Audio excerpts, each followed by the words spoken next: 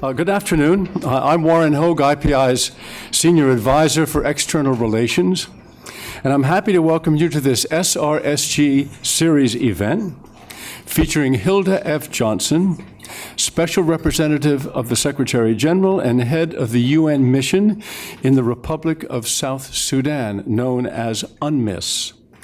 We started this SRSG series in 2006. And as an old newspaper man, I consider these reports of the SRSG's dispatches from the front, because they bring people from posts far from UN headquarters with real first-hand, on-the-ground, eyewitness, operational experience into contact with the diplomatic and policy community based here in New York. Some of the countries that the series has focused on have been places of staggering challenges for the UN. Liberia, Syria, the Central African Republic and Chad, the Democratic Republic of Congo, the Palestinian territories, Afghanistan, Iraq, Libya, Cote d'Ivoire, Sudan, and today, South Sudan. I am glad that so many SRSGs have, over these recent years, accepted our offer to speak to our IPI audience about their work in the field. And in Hilde's case, I am particularly pleased because I remember extending the offer personally as you set out for Juba in July of 2011. 6 months before that, while she was still the Deputy Executive Director of UNICEF next door, she had appeared here at IPI to discuss her book, Waging Peace in Sudan, the inside story of the negotiations that ended Africa's longest civil war. The book detailed her deep involvement in the negotiations behind the Comprehensive Peace Agreement of 2005 that brought to an end a 22-year-old war that cost 2 million lives and laid the groundwork for the referendum in 2011 that led to the creation of South Sudan.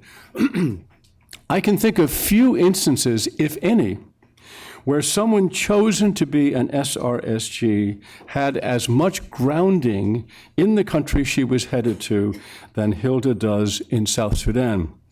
Such is the interest in this community in her proven expertise in this subject that she had a standing room only audience that day 2 years ago and has one again today. Working in a brand new country that is only 18 months old and where the tasks of building a new state have run into obstacles created by unresolved issues surrounding southern Sudan's separation from Sudan, Hilde has asked today to focus on the protection of civilians. UNMISS maintains civilian protection as one of its core responsibilities, but ethnic tensions, outbreaks of violence, a weak national security architecture across South Sudan, and UNMISS's limited resources have made this objective difficult to achieve. No one knows more about that than our guest today, Hilde, who, by the way, is about to talk to you with the aid of a PowerPoint presentation. Welcome back to IPI, and the floor is yours. Thank you.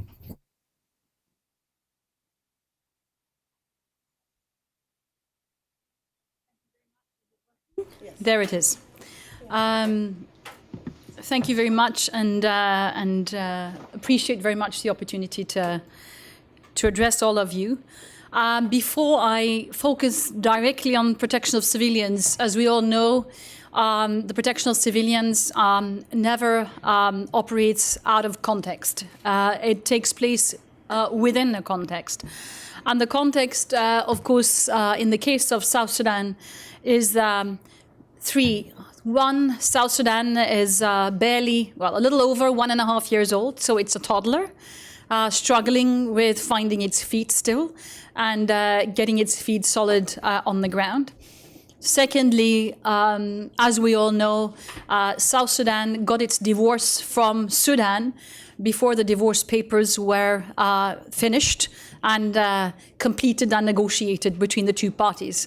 And hence, thirdly, we have a situation where both sides are engaging in trying to finish off the remaining issues but it has led to increased tensions between the two periodically in the last year, leading to even hostilities.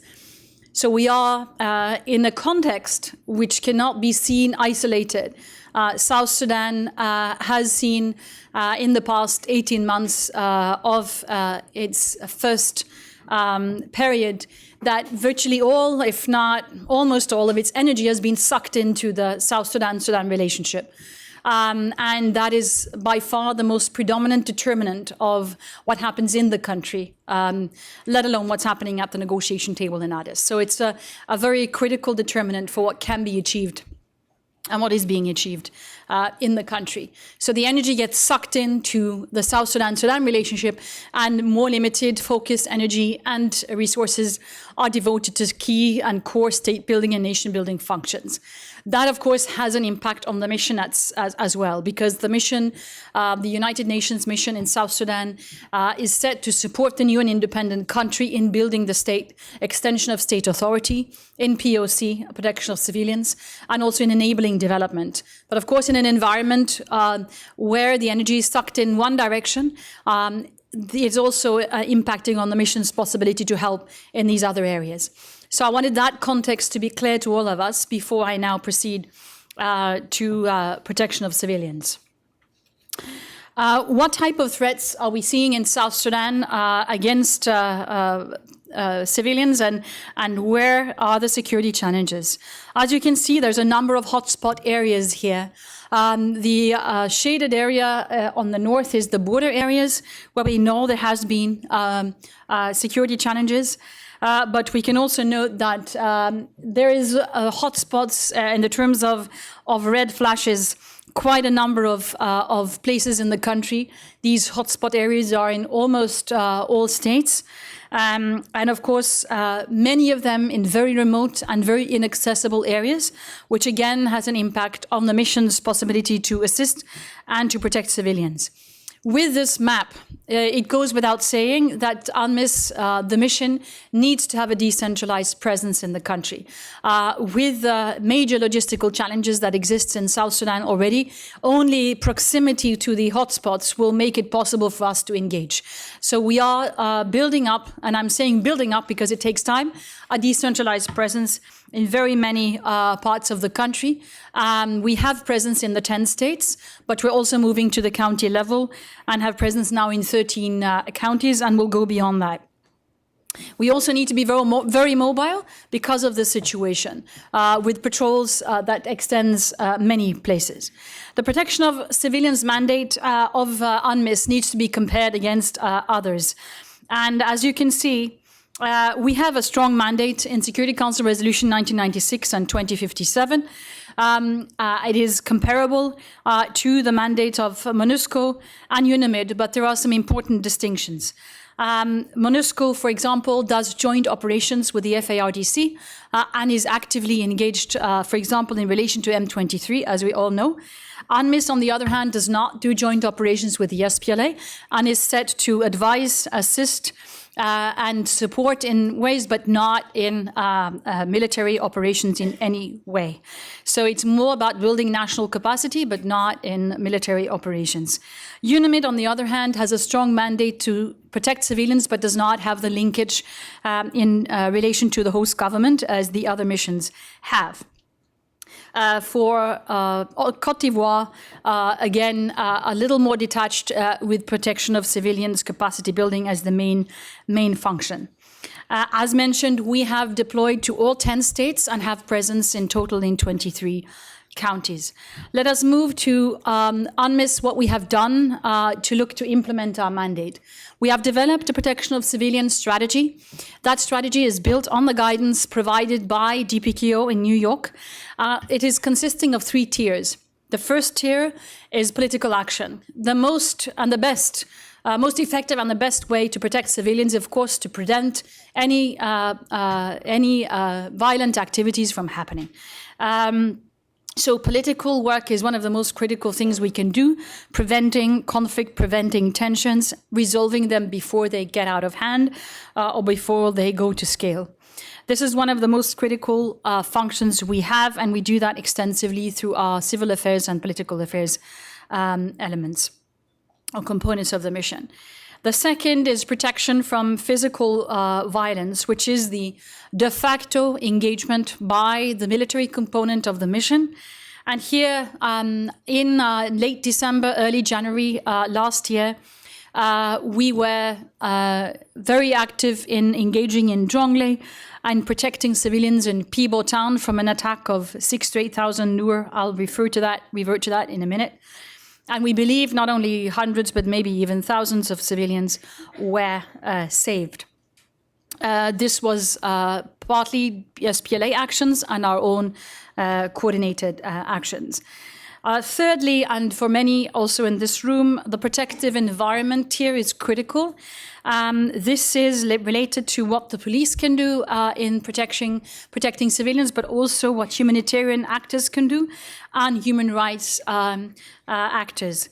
And so this is an area where we're working very closely with the protection cluster of the UN country team of our humanitarian colleagues, and where there also is a protection task force in the mission that covers military, human rights, civilian components. I want to underline this, that the POC strategy has been through all UN country team actors and the protection cluster. So it's an overall integrated approach where everyone's views have been taken into account. So it's owned by the whole UN family. Let me then move to what we're seeing in the field, the realities that we're faced with. From policy, we need to also make sure that this permeates down to the field level. So every state office in UNMISS has an obligation to develop its own state-specific action plan for protection of civilians. Every situation in every state is different. So they need to look at what threats, potential threats there are against civilians in their state, and what type of actions that can be taken to protect them along all three tiers. So every state office in UNMISS now is working out their own operational plan, action plan to implement the strategy. We've also significant training underway. 400 staff have been trained in the POC strategy with our tools and mechanisms, and more to come. We are also the first mission in the UN with explicit early warning in the mandate of the mission. This has led us to prioritize early warning with an early warning strategy. We have an early warning standard procedure, operating procedure, which is now being rolled out at the state level. We also have early warning systematically reflected in the way we operate. We have weekly meetings that includes the DSS, OCHA, UNDP, and other actors. They participate every week. These weekly early warning notes get to me as head of mission and the mission leadership, and we are recommended to take action for the red flags that are coming up quite frequently. This is also an area where IGAD has assisted quite actively South Sudan in developing an early warning and response strategy that actually goes across countries. So a number of POC-related challenges are also related to border issues with several of the IGAD countries, and this is now being established. We are supporting the government's own early warning mechanisms. They are still nascent, still quite weak, but we're working to strengthen them, both at the state levels as well as the county and national levels. Now, this is the policy and how it is going to be reflected in the implementation in the field. But we clearly need to also share with you some of the main challenges that we have experienced, and that's the focus of this presentation. So let me move to the POC challenges. Clearly, the primary responsibility for protection of civilians will always rest with the country and its own armed forces and police, SSMPS. This is the same in the case of South Sudan. With our limited forces, we have 7,000 as the envelope, 4,900 as infantry, and I'll revert to that a bit later. There is no way we can compensate or replace the national army or the police. That is the primary responsible actor to protect civilians. Clearly, one of the challenges we're faced with is when we get an early warning, we give the early warning to the government, and we're trying to do preventive action. This has happened in a number of hotspot areas. the assessment of when to shift from prevention to protection, and how we can move in with some of our forces to try to address the challenge is one of the critical and challenging implementation issues that we're faced with. The assessment here depends on the government's willingness to move quickly in and be prepared and take this responsibility seriously, but it's also about when we move in support of those efforts and how. The second and even more important issue is not only does the SPLA have the responsibility as the primary protection actor, but secondly, we also face situations where the SPLA, in some cases, have been the one that is perpetrating violations against civilians. This happened during a couple of contingent actions in Peebo during the civilian disarmament campaign. And of course, this can happen whenever there's a military operation if command and control systems don't work adequately. We are talking about a force that is still under formation and still under transformation, still being professionalized. And we're faced with situations where we have a protection of civilians mandate, whatever and whoever the perpetrator is. And if the perpetrator also is the government's own army, we have a challenge at our hands. We are now in a situation where operations against David Yao Yao may start in Peebo County. And this, of course, is another area where we can face challenges as a mission in our efforts to protect civilians. And I can say more about that a little later if there is an interest in it. The third area is very, very critical, and I think every peacekeeping mission in the world experiences this, the management of expectations. Clearly, when you have 4,900 infantry, there are limits as to where you can be in the country that is of the size of France, as this is, and where just Jonglei is the size of Bangladesh. We have a very challenging situation in UNMISS in particular, beyond what is normal in peacekeeping. And this, for example, is related to the understanding of some government officials, but certainly the public. They think that UNMISS is here to protect the sovereignty and the territorial integrity of South Sudan. So that's the assumption. So they don't distinguish between the protection of civilians mandate and protection of the territory in South Sudan.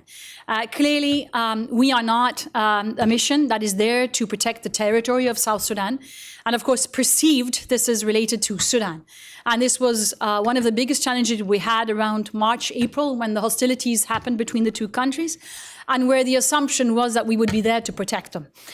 We have done a major public outreach effort to try to clear that misunderstanding, but that's one of the big issues we have been faced with. Protection of property is another that they sometimes think that we're doing, which is also not in our mandate, extends way beyond it. Thirdly, of course, the issues around the resources versus the challenges.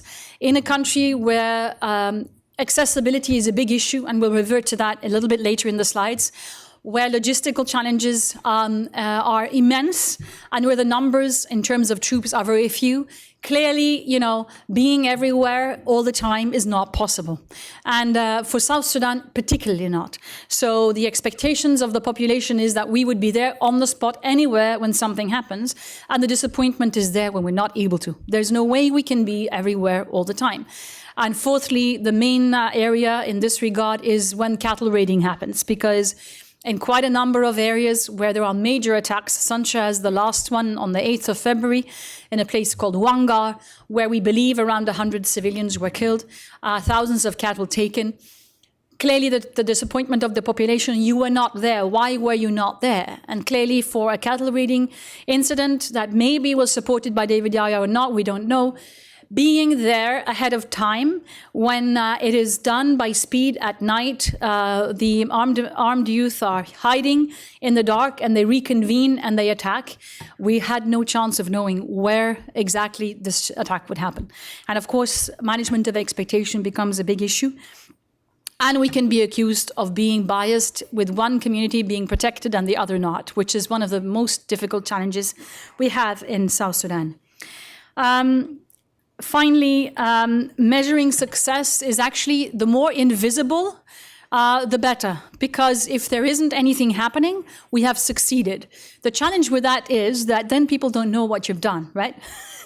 So we've had many situations where we actually have taken action. We have prevented a conflict from breaking out into large-scale violence. And of course, telling that story is not easy because it didn't happen. Let me give you one example. On the 28th of January, 6,000 to 7,000 Lao Nuer were about to attack, or Nuer, were about to attack into the Dinka areas in the so-called tri-state area. This is between Lakes, Warrap, and Unity State. Through intense engagement by the county commissioners, by community chiefs, leaders, and by our own people, we managed to avert the attack, and the attackers went home. Clearly, an attack of that size would have led to hundreds of civilians being killed, at least. So that was averted, but of course, it's a story that is difficult to tell because we succeeded in trying to avoid it from happening.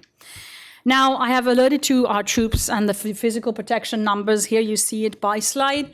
The 4,900 are the infantry. The enablers are quite a number as well, including military engineers and others. It is not a big number with the distances and the logistical challenges we have in South Sudan. And so the numbers by themselves are major challenges to us in our implementation of the mandate we have been given by the Council. And let me then give you one example, which is on the Jonglei incident that I was referring to, late December 2011 to January 2012. In this case, there had been a cycle of violence between 2-3 communities in Jonglei State ever since 2009. But the worst attack happened on the 31st, around the 31st of December.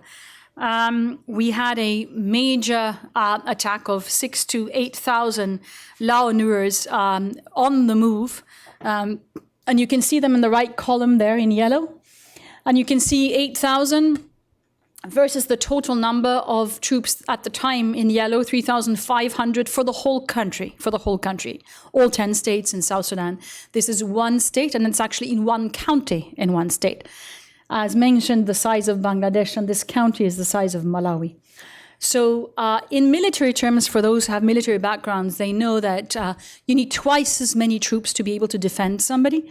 So we would have had, if we deduct a little bit, 12 to 16,000, we would needed to have on that location at that time to be able to win over this column. It shows in military terms that the numbers are limited.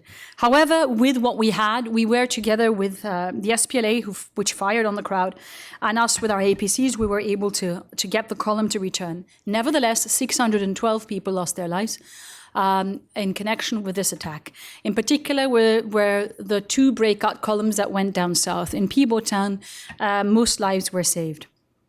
Now, there had been significant reconciliation efforts on the way and that we had supported throughout the fall, and we have continued to support afterwards.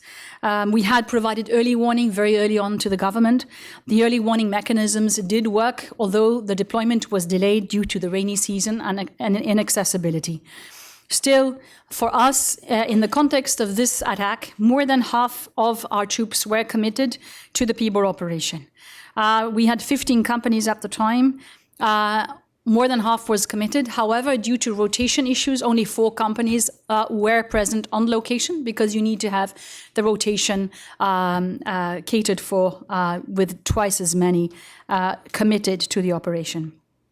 Also, as many of you know, at that time we didn't have any military helicopters, so we needed to count on our APCs be going 2 to 3 days through the mud between Bor and Pibo, and it's arrived at 10 o'clock in the evening, and the attack happened the following day. So these are among the major challenges that we have in South Sudan. Now, clearly, a similar challenge would have happened in the tri-state area with the 6,000 that I mentioned, but also in the case of the Wangar attack on the 8th of February, deploying that many so quickly is just not feasible with the logistical challenges we have. And now I'm getting to the logistics, and I think it's very important that we address them. Let me say that most of my presentation will be focusing on the physical protection and less on the protective environment and the protection cluster issues, because I wanted you to be familiar with the situation in South Sudan. So, 46 out of 79 counties are severely affected by floods during the rainy season, which lasts for 8 months. 65% of the country is cut off during those 8 months. It's cut off, literally. Only accessible by helicopter and only in some locations. This is not the situation on a normal rainy day. On a especially rainy day, this is the situation every day for 8 months. This is black cotton soil. It's almost impossible to deal with logistically, and it is what is normal. So it's not possible to drive in a very large number of locations. And of course, there isn't any tarmac roads, first only in Juba. And so we have mud roads that look like that. As you can see, the roads are closed. And if you look at the map on the left side, this is the Bor-Pibo Road, which is not accessible during the rainy season. And it takes 2 days, as you can see, to travel during the dry season. Same in Yida Bentiu, which is critical. Many of you know there are refugees in Yida, critical road logistically for the mission as well as for humanitarian actors. As you can see, there's 4 hours by car, 1 day by truck. And if we look at Gumaruk and Pibo, which is another critical area, now not least for the operations in relation to Yao Yao, just to do Port Bibo takes 2 days to drive, 2 days to unload, and 2 days to return, so 1 week for 1 truck. We are now trying to move our troops by car, but it just tells you, not by car, but by trucks, but it tells you a lot of the challenges that we have. However, the rivers in South Sudan are the highways, in particular in these areas. And you see Jonglei on the right, the state. So the river can be accessible many places almost the year around. And so one of the critical things we are proposing is to get riverine capacity, to get boats to UNMISS. We don't have them at the moment, which is impeding our access into many areas. So we can access, as you see in blue, through the river to a number of the locations in Jonglei. However, we can only access other areas, so it's not in any way compensating for aviation or road. We need all to be able to do our job. So we need both to use the aviation assets as well as the riverine to be able to access these areas. Let me move to the other constraint we're facing, which is air assets. South Sudan is almost the size of Uganda, Kenya, Rwanda, and Burundi combined. So it shows the challenges we have. And we have air as the main way of accessing the country. However, there's a lack of airstrips for fixed wing, which also is linked to delays in mobilizing engineering capacity for the mission that has been delayed.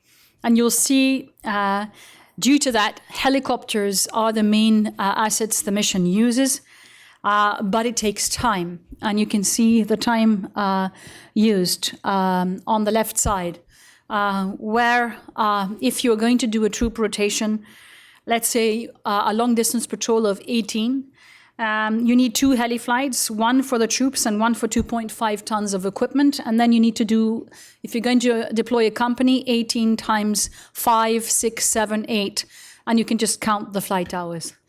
Of our expenses, 40% of the mission support is purely fuel and aviation flight hours. It's a major, major challenge.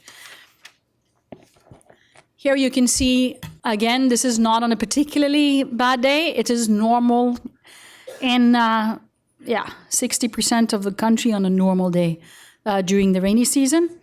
And we can see the challenges this poses. Landing there with a caravan is not going to be easy. So it's the helicopter that is the one we use. And then, of course, with all these constraints, we have mobility challenges. As you know, there were no military helicopters for a long stretch of time. We now have 3 Rwandese helicopters. There's no riverine capability. We are trying to access that. And I've talked about the accessibility issues.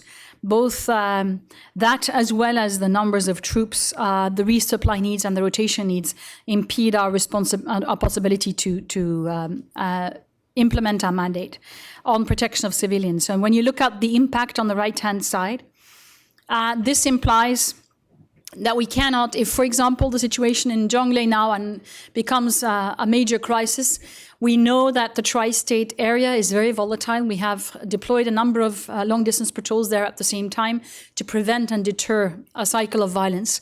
But we cannot manage those 2 at the same time. It's not possible. Then we'll have to choose one or the other. In the rainy season, for example, in Peabo County, we cannot deploy a full company or company plus to more than 2 places at once. For example, in Peabo Town and Likongole, or in Peabo and Gumuruk. And the reason basically is that we can't logistically keep the supply lines for that long. So sustained over a stretch of time, we cannot logistically manage to have company plus in 2 locations in Peabo County or in any place which is really hard to access due to the rains during that season. This leads us to have to do a very difficult thing, which is to prioritize which civilians under threat we can protect. And that's a difficult decision to make, but it's one we have to engage in on a regular basis. This is what we're trying to do with the assets we have, because we have been able to do quite a lot even with those challenges.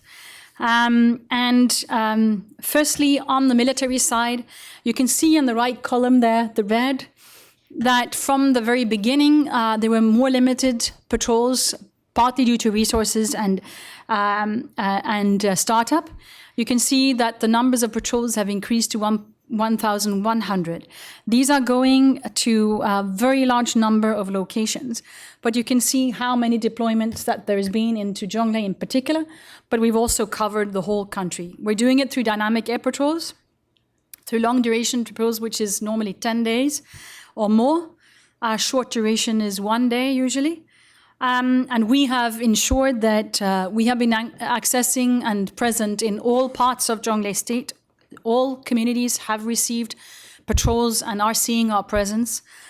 And we have, if the situation unravels, been more present in one area versus the other.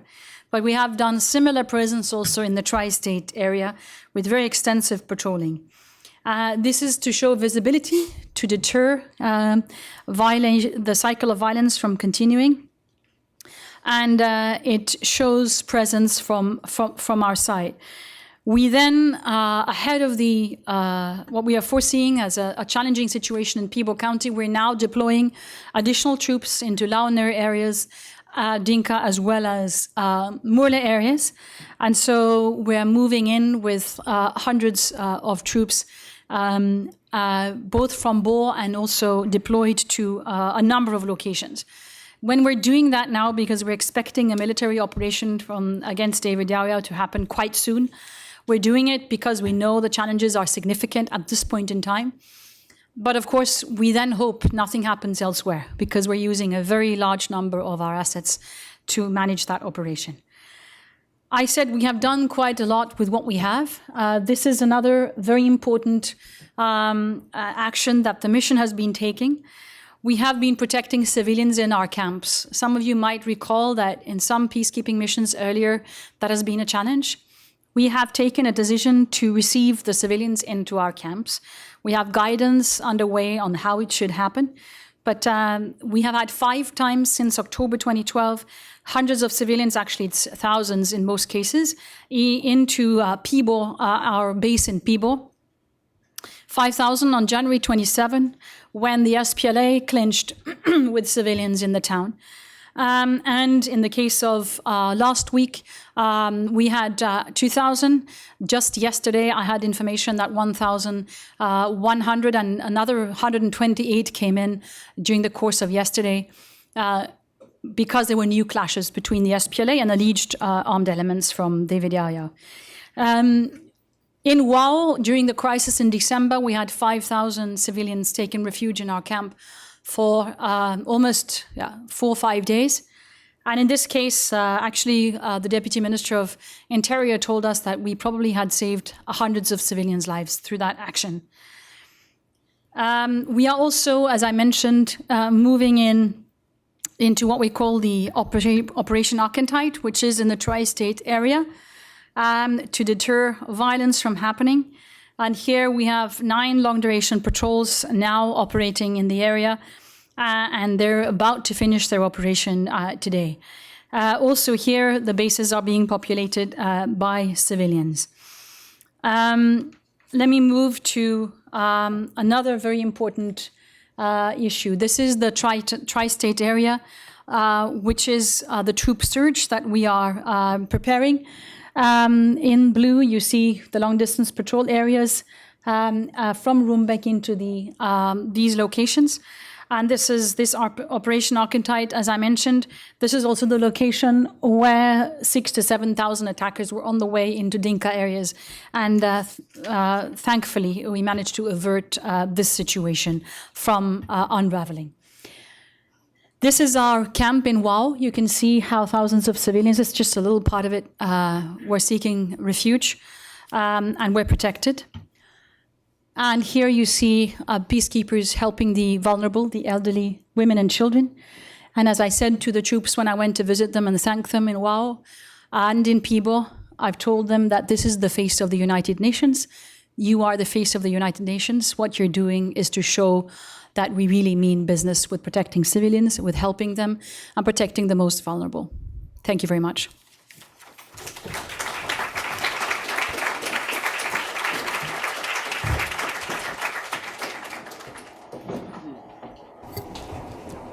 We're going to move to questions and answers. I have a few questions of my own for Hilde, and then we'll get yours from the audience. The first thing I wanted to ask you, Hilde, is so often we see the UN in a situation where the expectations of what it can do so far exceed what it really can do. I must say that's a particularly dramatic example of that we've just seen.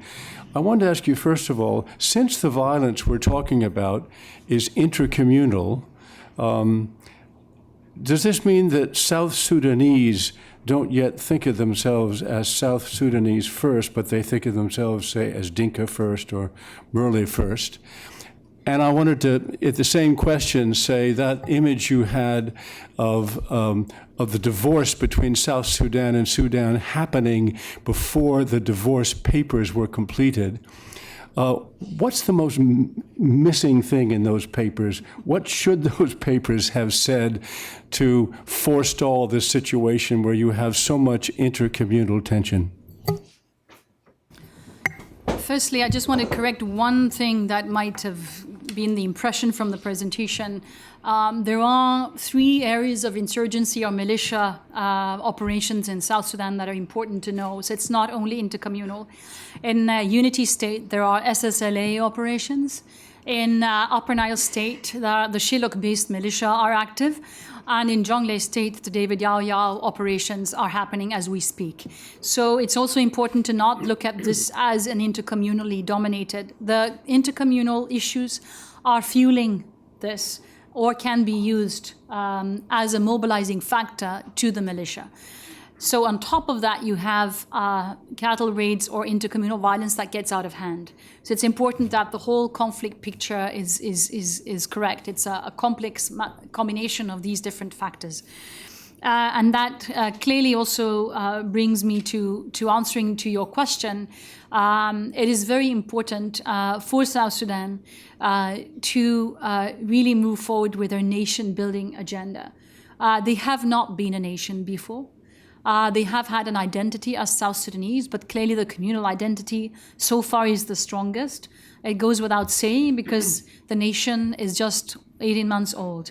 And so one of the critical things for them is to really move on unifying their different groups and creating the basis for unity between them.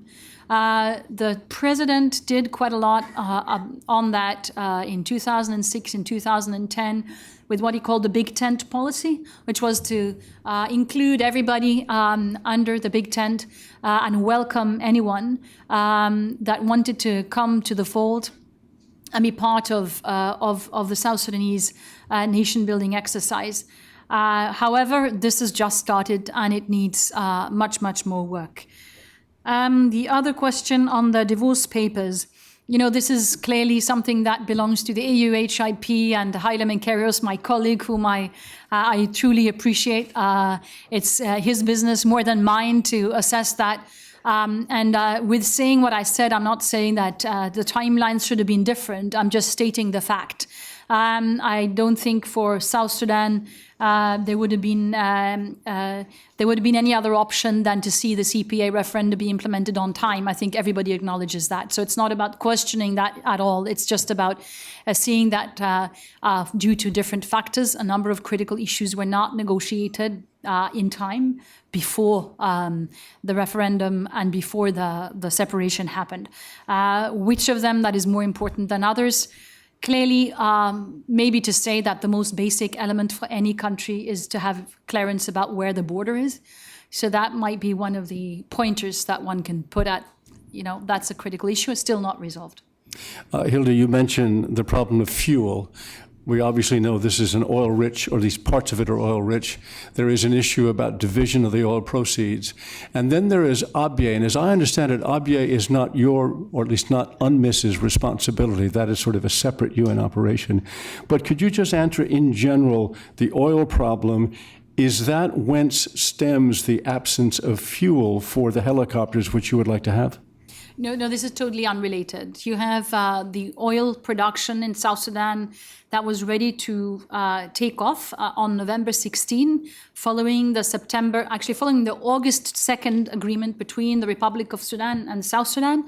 And then following the 27 September agreement. So they were ready to open the production. Nevertheless, on the Khartoum side, they didn't open the pipeline, and they had their concerns and reflected those in that respect. So there hasn't been any production since then. And this is clearly one of the critical issues at this point in time for South Sudan. Now, in terms of our own operations, we import all our fuel from the TriStar through the TriStar contractor, and it has nothing to do with the situation in South Sudan as such. When I was mentioning the fuel being such a big part of our expenses, of course, that also had to do with fuel prices, which have skyrocketed in the region lately, but it's unrelated to the relationship with Sudan and with the oil issue as such. And finally, in doing some reading, I ran across instances in the past months where you've talked about things like the national legislature should ensure that constitutional review process is given enough time for consultation. And also the political institutions, transformation of police, and establishment of national DDR council ought to be done. Having seen that presentation, are these sort of fanciful ideas right now, given the pressing nature of almost the physical protection case you outlined, or is there movement on these institution-building processes now? Yeah, interestingly, even though all the energy has been sucked into the South Sudan relationship and into many of these security challenges, which has also kicked down some of the timelines that we had presented for the mission and in implementation of its mandate, we have seen progress on all those three areas. So despite all these challenges, I want to highlight three positive developments that are, in a way, setting some direction for the country that implies they're able to make progress even under these circumstances. So firstly, on the democratic foundations for the state, the Electoral Act has been passed, which is good standards. The party legislation for multi-partyism has been passed. The two institutional councils related to both have been up and running. Everything has been done after consultation with all the political parties. Pretty positive developments on the National Constitutional Review. The NLA, the National Legislature, has extended the mandated period to December 2014, which will allow for extensive, broad consultations and for all stakeholders to participate. That's one. Secondly, on the transformation and the reforms in the police. This is an area which has made progress despite all these problems. We have been actively engaged through our police component, working very, very closely with the Minister of Interior and the IGP. So we have seen a little bit over 48,000 police be registered, entered into the database, and now be completed in terms of full registration of the National Police. We're now running that against the payroll to see whether there are ghost police that needed to be weeded out. That's happening as we speak, supported by UNMISS and by UNDP. We've also seen change in the police leadership. So there's been a full reshuffle. A number of generals have been sacked, some of them not good performers, which is also good. There's a new IGP, a new deputy IGP, and we're seeing a commitment to transformation of the police, which is stronger than we have seen in a long time. Did the police have to reflect the communal variety also? Everything in South Sudan needs to reflect the communal diversity. It's just any institution needs to reflect that. Otherwise, there will be instability. The third issue you mentioned was the issue of DDR? DDR. So the National Council for DDR has been established. We're seeing for the first time that there is now an in-depth discussion between the different security ministries how to take the DDR process forward. Clearly, during the past year and a half, it hasn't been the timing to discuss DDR. Of course, when there were hostilities with their brothers in the north, it was not the right time to talk DDR. But we're now seeing that the institution has been established and they're having an in-depth discussion about how to take this forward and to really own the process properly. So I think that's going to make progress the next few months. Excellent. I'd love to get some questions from the floor. If you would just raise your hand. And before I call on you, the microphone will come to you. We are webcasting this, so please hold the microphone steady to keep the sound steady, and please identify yourself. Gentleman here in the third row.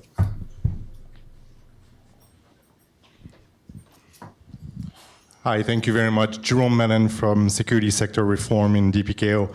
Thank you very much for the very useful and interesting presentation. You did highlight some of the key elements of the UN early warning system. Would you have just a few words to say about the South Sudanese own early warning architecture and how it's being developed at the moment, including in decentralized location? Thank you. Have you got that question? I think I'll take two more. Jeffrey Laurenti and then Adonia. Did you want a question? Okay, Jeffrey and then Adonia, and then we'll answer all three at once. Hi, Madam Special Representative Ms. Johnson. Jeff Laurenti with the Century Foundation, and many thanks for a riveting presentation. And I'm sure you must shock them in South Sudan with your taking charge of these issues. You said that nation-building agenda is what is in effect has lost due to the energy being sucked in North-South issues still. Could you outline what would be the priorities? Were there the resources available at this stage for nation building? Who is it who's coordinating the donor community, the multilateral donors and the bilateral donors? And who are your most responsible indigenous interlocutors for implementing these? How reliable do you find them at this point in so-called absorptive capacity? And Adonia, don't follow Jeffrey's examples of asking three questions in one, please. Adonia. Thank you, Adonia. Nice seeing you here. My question is on the exit strategy of your mission.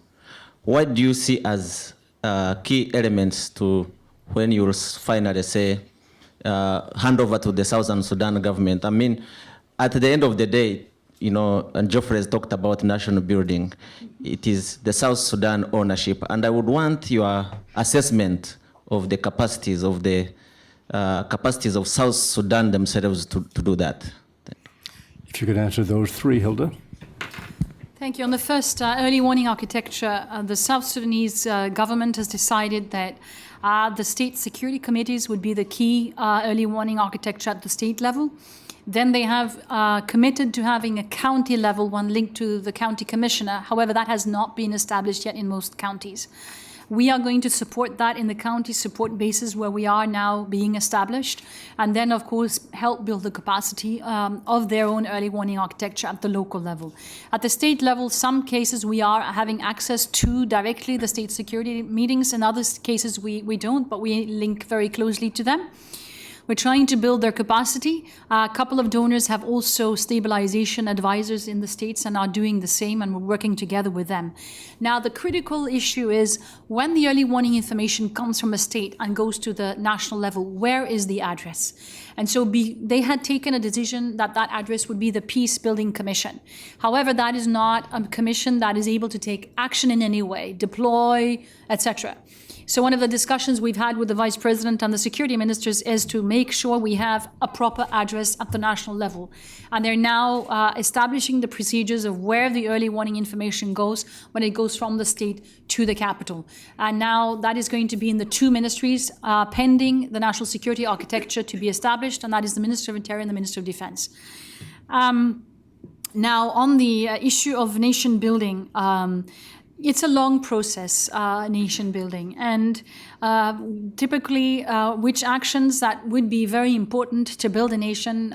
This is my own assessment, but of course it is the South Sudanese themselves that have to answer that question. But my own assessment is a national constitutional review process that has broad ownership is one of the best ways of building a nation. To have a public national discussion about what is it to be a South Sudanese, which principles and values do we believe in as a nation, what should be embedded in our constitution that should distinguish South Sudan from other countries, what would we see as the way we would build our identity as a nation. That could be very much anchored in a discussion around the National Constitutional Review, including people that are not literate but very sharp. And there are many in South Sudan, as the literacy rates are extremely high. And they need to be included in this process. The second is the national reconciliation process. There has been a kind of very early and very nascent start of such a process of national reconciliation and healing championed by the Vice President at this point in time, but which will have broad national ownership. And that's another second way of actually building national unity, because it's about solving and resolving some of the old historical grievances that is preventing at this point in time the building of a national identity and unity. Thirdly, the long haul process of education, of helping people understand that there is something called South Sudanese identity. It's not only about our community. And that takes a long time. The illiteracy levels of South Sudan are at 67%. 85% of the women cannot read and write. 70-something of the men. Between the police and the SPLA, 70 to 80% are illiterate. So this is a long haul. So my personal view is a national literacy, adult literacy campaign would be one of the most effective ways of building national identity. And if any donors are listening in the room, I think that's one priority that really should be taken forward, in addition to scaling up education at primary and secondary levels big time. That would really strengthen, in my view, the building of the nation. Now, that leads me to the donors. There is a coordination of the donors. It's not as good as it could have been, in my view. It is led by the South Sudanese, that it should, as it always should, it should be nationally owned. The absorptive capacity at this point in time is significant because there's very limited domestic resources, so they need every penny they can get. So I think we are in a situation where I hope to see a stronger coordination be established through what we can call the New Deal and Compact framework. But that can only happen, those negotiations and that process, when the production is coming online and the income is coming in South Sudan. Finally, on Adonis's question on the exit strategy, We already have the benchmarks for the mission. These benchmarks are accompanied by a number of indicators. We are moving from the startup to the consolidation phase now. So a second phase of benchmarks and indicators report will be present and given to the Council just before the meeting now on the 21st of March. And as you know, when you move from a consolidation phase to an exit phase, the indicators change. And we need to adapt it to where South Sudan is, what they're able to do, and what the mission is able to achieve. And then when we move to more and more green deliverables under each indicator, that's when we move towards the exit of the mission. And as I tell my colleagues in South Sudan, the more greens you get, the quicker you get, the earlier we're out there. So if that's what you want, deliver. And so it's important that they understand that they're being monitored by the Council and that this is the achievable targets that they can reach. Let me just say that we're still starting with some of the things that normally exit missions do, which is, for example, to strengthen national capacity building significantly. So in the ACBQ, I just discussed last week and the importance of getting our national capacity building program through, because it is trying to build the capacity of South Sudanese to take over. This includes 5% of our international posts being nationalized within the next 2 to 3 years. We really want to do that, and this is normally only done at the late phases of other missions. We want to do it now because we want to transit out. Gentlemen, any other I've got one hand here on the left-hand side, in the back, Matthew, and here in the third row.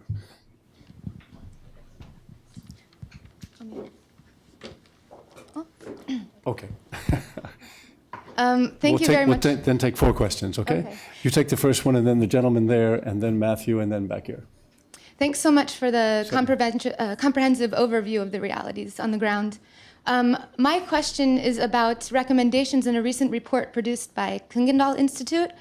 Essentially, it's an assessment of the performance of UNMISS to date in meeting its POC mandate. And essentially, they recommend that UNMISS redefine its POC strategy, taking into consideration the perspective of civilians. Also, some of the key recommendations of the report respond directly to some of the challenges you raised, like training the SPLA on human rights, increasing the capacity of the National Constitution Review process, also working directly with civilians to get their input on what the POC mandate should be.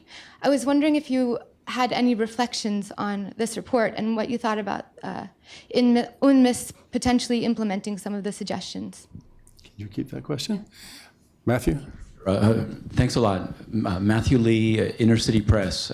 Ms. Johnson, I wanted to ask first about the human rights officer of the UN that was I guess, PNG'd or expelled from the country in November. What was behind that and what's been done by UNMISS since then? And also about the Russian helicopter that was shot down by the SPLA.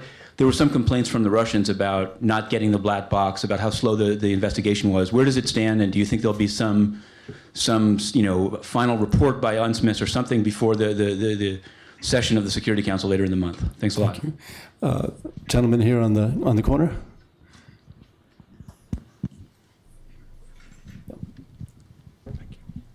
Thank you.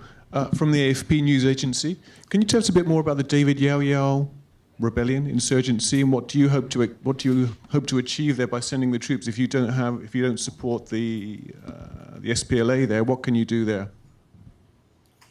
And finally, here, right there next to you, right. Thank you again, Ralph Mia, Protection of Civilians Team for DPKO. Excellent presentation, particularly focusing on the physical protection aspects. I was wondering if you'd like to say something as well about some of the things UNMISS has done on the political side, as well as to support the government in fulfilling its own responsibility to protect civilians. Thank you. Okay, 4.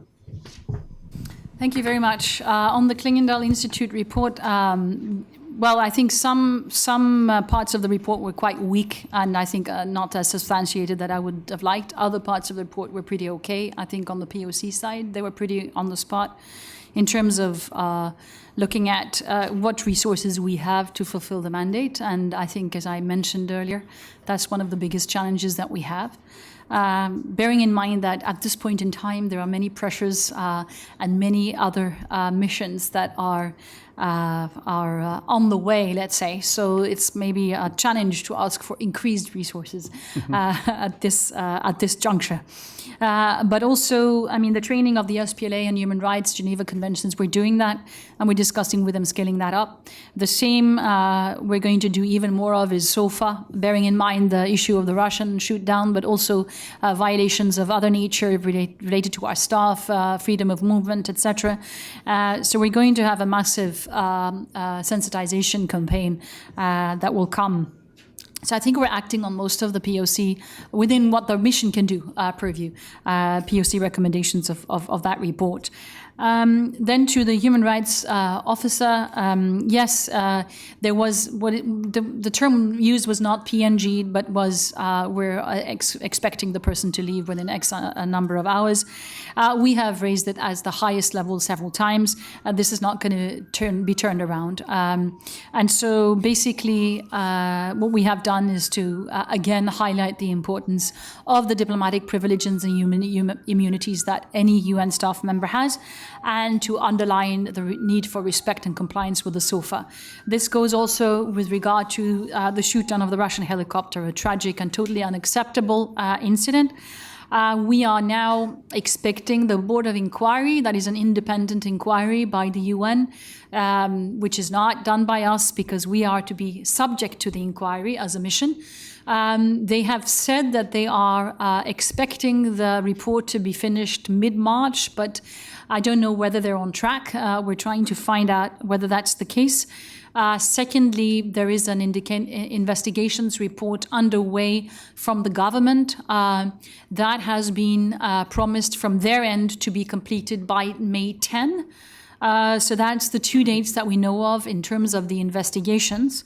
As regards the voice recorder and the black box, they were handed over to the Russian authorities on time.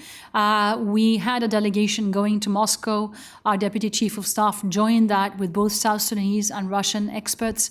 And everything was done according to the procedures of the International Aviation Authorities and CIO. Isn't that what it's called, KIAVO, the Aviation Convention? And I understand that from the reports I received after that, both from Russian authorities, I met with the ambassador in Kampala and I've met with the Perm Rep here, that they were happy with what happened then in terms of handover, and the handover arrangements went well. Now, following that, of course, the expectation is that we have a transparent, speedy and thorough investigation, and that any culprits are held to account. And that's the message that I think comes from Russian authorities as well as from the UN here, as well as from the mission. Then to the question from AFP, I want to underline again that the mission UNMISS does not have joint operations with the SPLA. We are working independently in the sense that we have our own protection of civilians mandate and the SPLA operates according to their military priorities. But we do liaise with them and cooperate, but we do not have joint operations. With regard to David Yaro, this implies that if the military operations start, as we think they might quite soon, we will have to be present on the ground to protect civilians to the maximum extent possible, as it says in the resolution, and within capabilities. And the reason why I have to say this is that it looks as if there will be an attempt at protecting civilians so that they can be in grazing areas along water points, and that the operations will be on the west side of the river. And we're expecting the civilians to, in that respect, be protected from most of the hostilities. But of course, in any situation like this, we never know. And of course, we can also see armed elements try to move into civilian areas, and hence we can see civilians potentially be impacted. So it's going to be a big challenge for us to protect civilians in that respect. We are going to be present with more troops in several of the areas of settlements in Pibok County, as well as in the Lao Nur areas. But the challenge of this logistically is going to be very, very significant.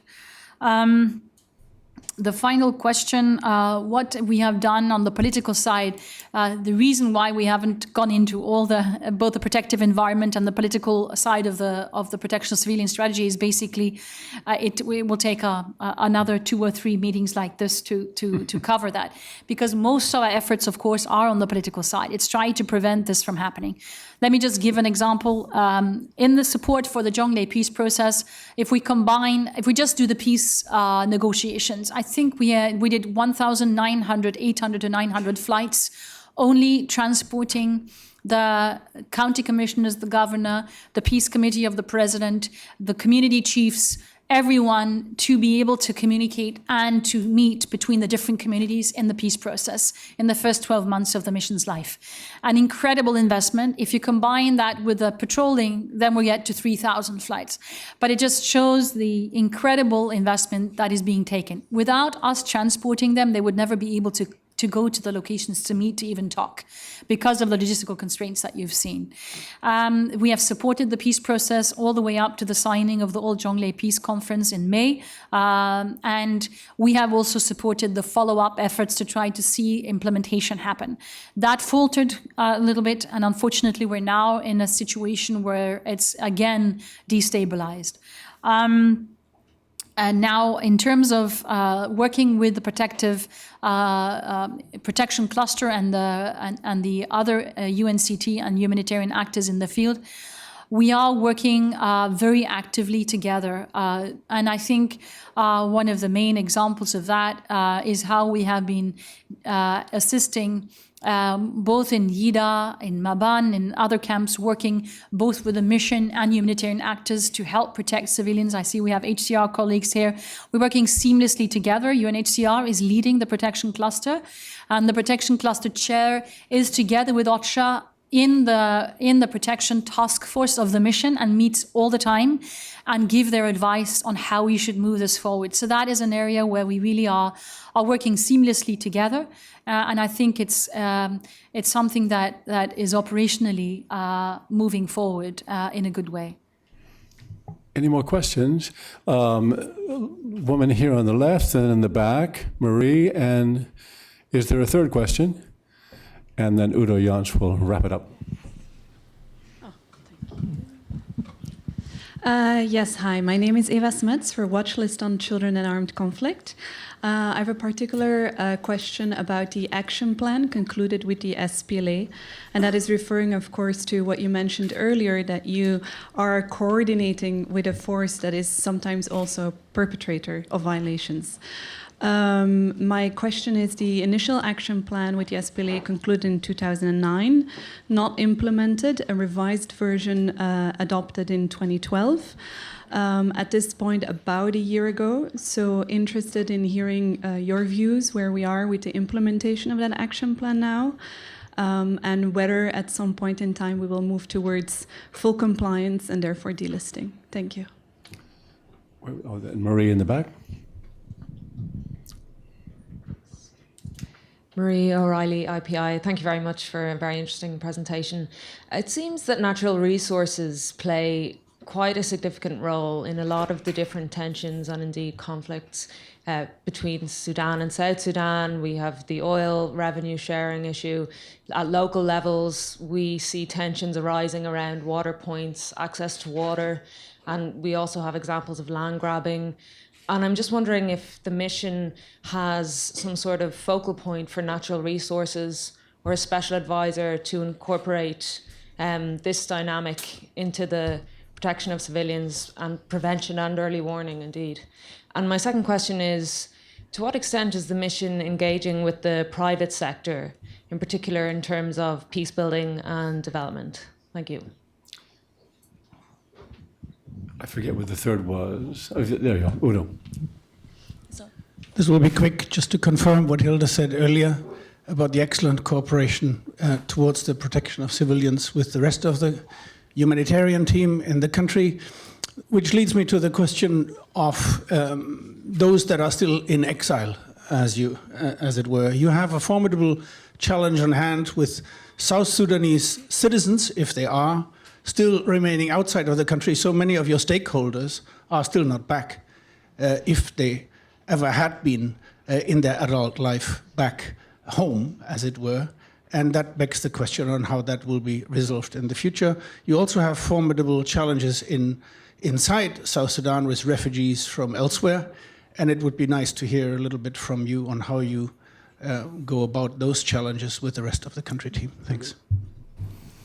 Thank you. On CAC, on the 1612 agenda on children in armed conflict, actually that's one of the other positive stories we can tell. There's been significant improvement. We are now, I think, moving towards full implementation of the action plan.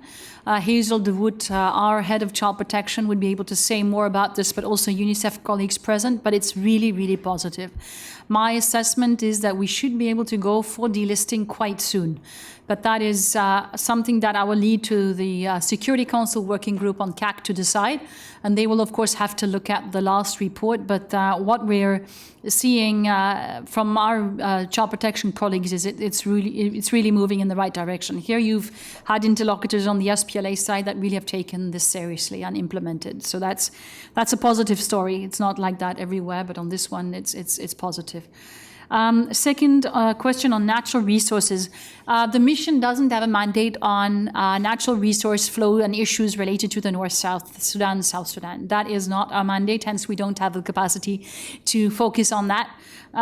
To which extent natural resources are fueling domestic conflict in South Sudan at this point in time, it's not the most prevalent factor, I have to say. There are other issues that are much more determinant. I think it's more important on the South Sudan-Sudan axis than it is on the South Sudan only axis. And so normally what we're doing now is using our civil affairs capacity to follow that more carefully. So my sense is that that's not the biggest driver. Conflict drivers are of many kinds. We've done the analysis in our peacebuilding support plan.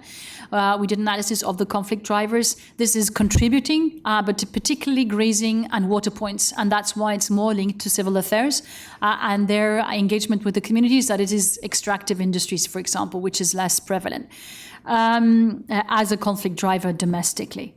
Now, I would say, however, that we're following the migration issues very carefully between Sudan and South Sudan. We're trying to assist the communities and the authorities in facilitating migration as smoothly and easily as possible. And we've seen progress being made. Northern Bahr Ghazal, for example, the governor and the South Darfur governor have been engaged, and things have been moving quite well in the migration on that front, agreements being signed. Bit more difficult in Western Bahr Ghazal and Warrap, Upper Nile as well. So it's a little patchy, but we are working very actively to try to assist in what we call soft border implementation, meaning that the migration can happen and that communities are not affected by politics, if I can use that term. Finally, on the private sector, there is some engagement with the private sector from the mission side, but mainly with the DSRSG, RCHC, and the development side of the equation, together with other parts of the development community. We have engaged, and to some extent, from the mission side as well, but less given the shutdown of the oil. Also, the investors, the FDI side of the business is not as active as we could have wanted it to be. So I think that's my generic answer to that.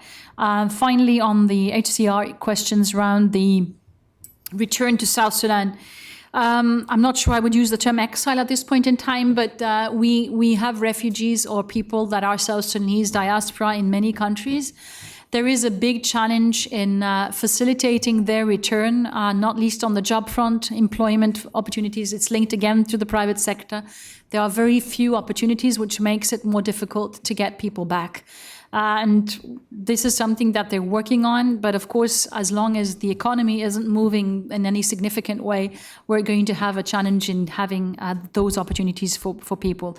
The refugee crisis, of course, in Maban, Yida, and elsewhere is high priority for our humanitarian actors, and they're supported by us as much as we can. But clearly, only a solution on the other side of the border to the South Kordofan Blue Nile issue would prevent that flow from continuing. Hilde, I'm going to finish it off with a slightly personal question, and it is this. You are quite obviously a Norwegian. You served in the Norwegian government twice as a minister. You served in the Norwegian parliament, yet you are African. What does it feel like to be back on the continent where you were born and raised?